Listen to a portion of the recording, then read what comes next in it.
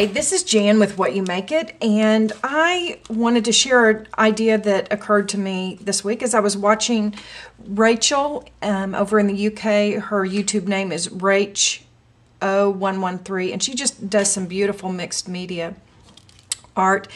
And in the past, when I learned a new technique or wanted to try a new technique, I would usually try it out either on an ATC card or on a tag, because those are simple. You can do them. If you don't like how they turned out, it's no biggie. But if you like it, you can record on the back what you did.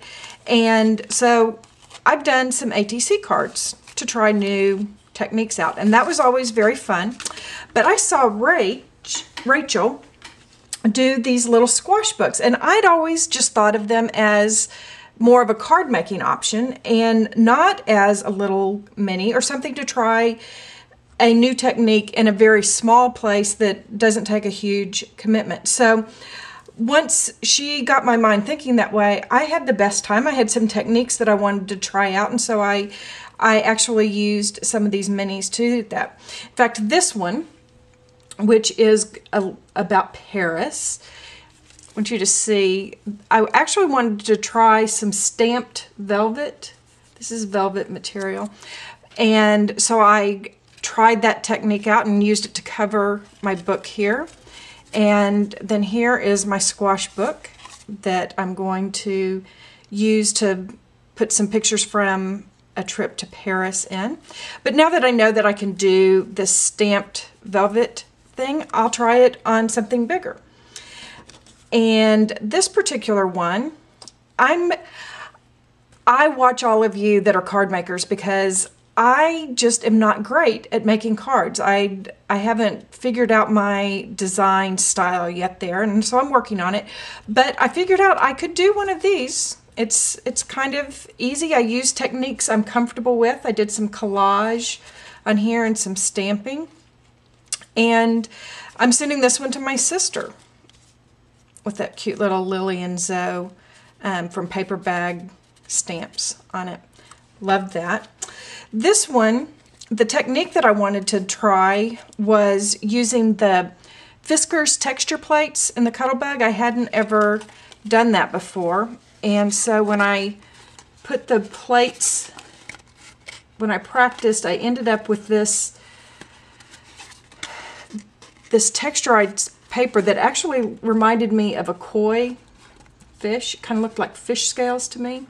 And so I used the paper and created my little squash book that's going to be about Hawaii, and did a little lily pad for that.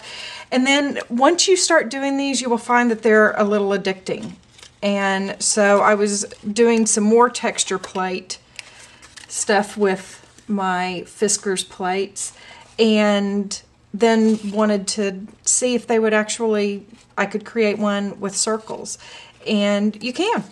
So anyway, I'm going to show you my technique for making the basic squash book. There's lots of tutorials out there. That's how I managed to find them. But I want you to think about it in a different way. I want you to think about it as a really safe place to try some new things out. And maybe even use them as a card or a little trade instead of a tag. So here we go. I want to show you how you make this basic. So to do this, you're going to need three squares, and to make the finished product be 2 by 2, you want your squares to be 4 by 4.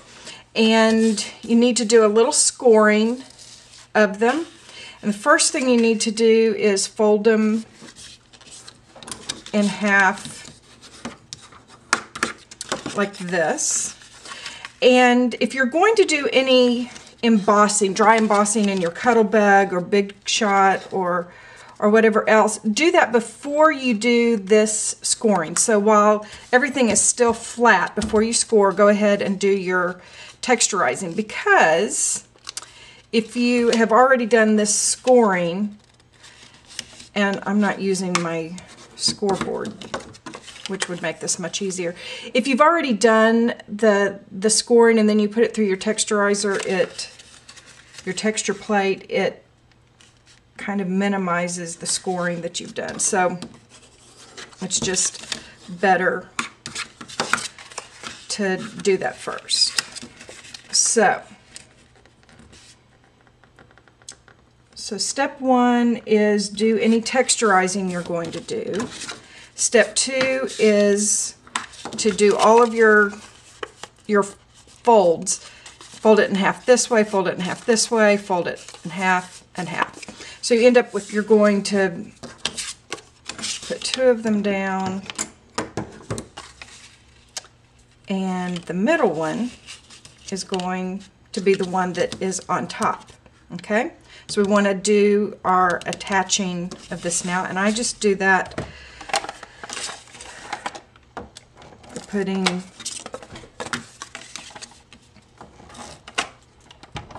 a good amount of adhesive on here, because you're going to, it's got to last through all of your folding and unfolding. Okay, so let's do the folding on this. And I know that there's lots of ways to do it, but this is just the way that I've learned. You start with face up with your square that is in the center on top, and you want to fold it over on top of itself and just line up the points. This is where your scoring will help a lot. And use your bone folder because you want a nice crisp edge.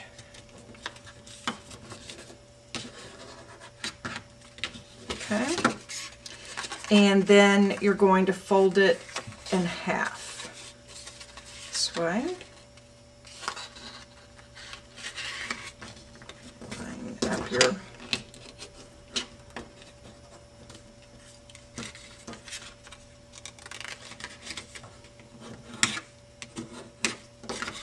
okay. Then you're going to take the ends and fold them back.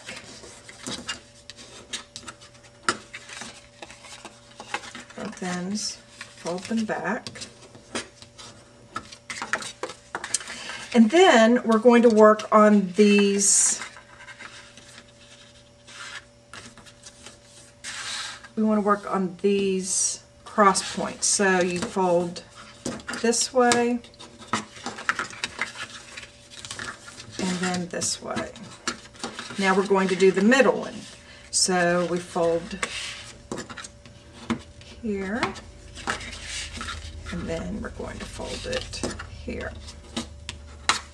I know there's a lot of folds, but once you've done a couple of them, I'm telling you, they kind of get addicting because they're so easy to do.